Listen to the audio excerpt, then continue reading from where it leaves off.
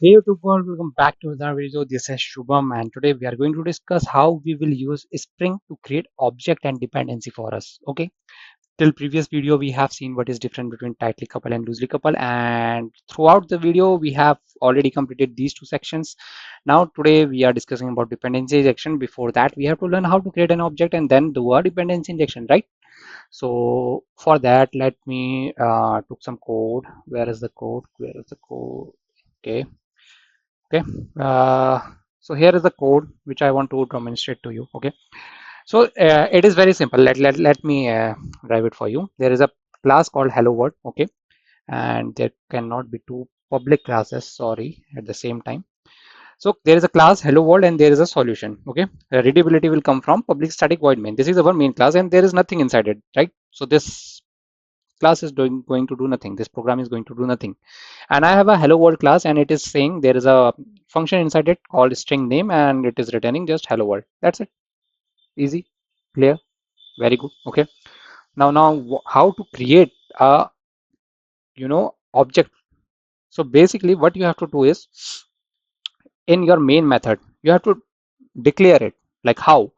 You have to create var context, context. This can be anything. This is just a name. Okay, this is a variable context I am creating, and what I am doing, I am creating new keyword. I hope you are familiarized with the core Java concept. What is the new keyword? How it is initializing the memory inside our stack and heap memory. Okay, then there is annotation, ANNOTATION, annotation config, CONFIG, application, APPLICATION, application context, CONTEXT. You don't have to memorize this. This is like deprecated now. Okay, and you have to provide the class name, that is the one which you want to create the bean for, that is hello world, HelloWorld.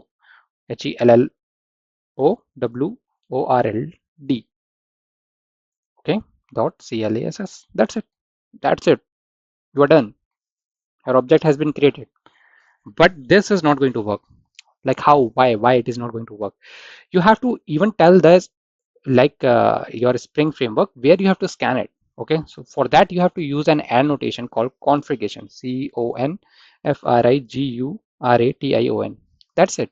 No, again you have to even tell for which object you are going to create a bean for.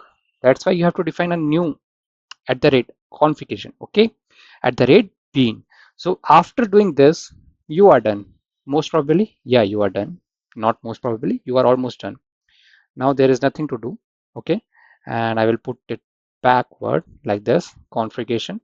So this is the way you are going to create objects, basically your dependency, and you are going to inject it. So here what we have done is we have created the object. How we have created the object? Using application context. Okay, this is the object definition. We have created the object here, this one. This is the object, and through which we have created it, we have bind the dependency using being and at the rate configuration. Okay, so this is the way you are going to create object for you. Okay, so launch Spring context is application config and then configure the thing using Spring. How Spring is going to create it, that is through this configurations. Okay, this is a place where Spring will let, we are telling the Spring, okay, you have to do this, we are not going to do this. This is a place where Spring will know, okay, Spring has to create. This is a way you are telling the Spring framework, come and create a dependency for me, come and create an object for me. So in this way you are going to create it. Now the thing is, by what name this bean will get created? It is same as how the object, the method name is present, string name. So it's created by the name, but you can change it. Yeah, definitely you can change it. So what you can do is just provide a parameter like this. Okay, and inside that parameter just give that name equal to bean, whatever the address, like whatever the name you type, name bean. Okay, and how can you verify that? You can even verify that just in your main class. Okay, go for something like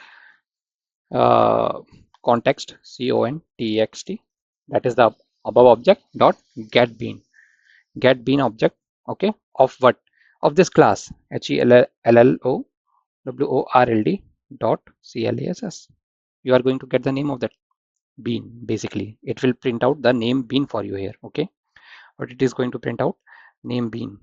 If you will system.out.println it is going to print the name bean. That's it. Just that simple, nothing fancy, nothing.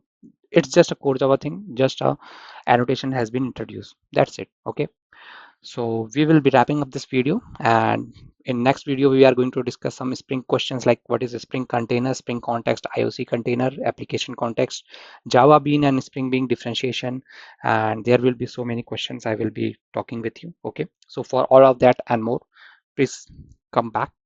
If you like the video, hit the subscribe button, like the video, and share with your friends. Okay, see you in the next video.